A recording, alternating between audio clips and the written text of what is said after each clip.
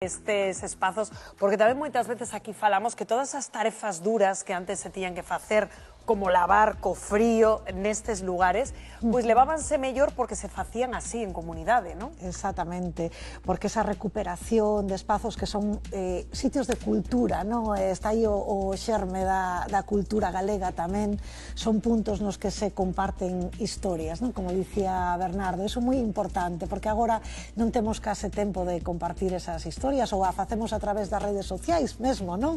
Reunímonos de algún modo en todas as partes do mundo, non?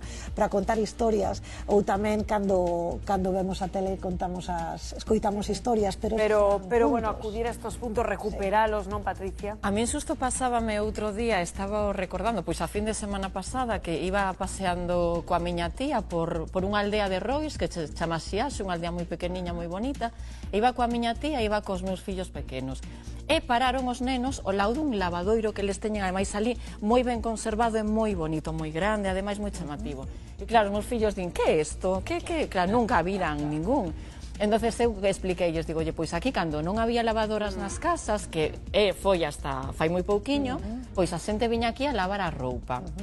Entonces miña tía corrixeume e díxolle, sí, pero antes incluso de que existira isto, íamos a lavar o río. Ah, claro. E os nenos flipaban, claro, porque eles na súa cabeza non entendían, non cabía eso. E que é importante que conservemos estas obras para explicarlle os que veñen detrás e que a vida antes era así de dura, porque é moi bonito, pero tamén é moi duro. Patricia, parece moi ben a reivindicación que se está facendo de que eran como as novas redes sociais e No, pero era moi penoso. O que hai que facer aquí é reivindicar o traballo das nosas aboas, das nosas máis, do que tuveron que sufrir lavando con frío, con xiada, baixo a chuvia. Eso que hai que explicarle a novas generacións. Un traballo que facía con alegría. Efectivamente, e por riba compartindo pois as cousas das casas. E sen perder de vista que hai roupa que se lava moito mellor ali que nunha lavadora.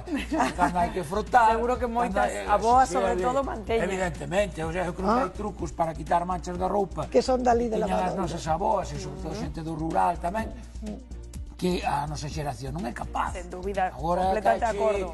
Salsa chimichurri por encima eso que nos saca, pois falas con algunha señora daquela época, ti vai ao lavadoiro, frota na pedra, leva o xabrón tal, deixa o sol. E despois de aclarar, a mí se me chamou a atención moitísimo o de aclarar a roupa. É algo que parece que non está.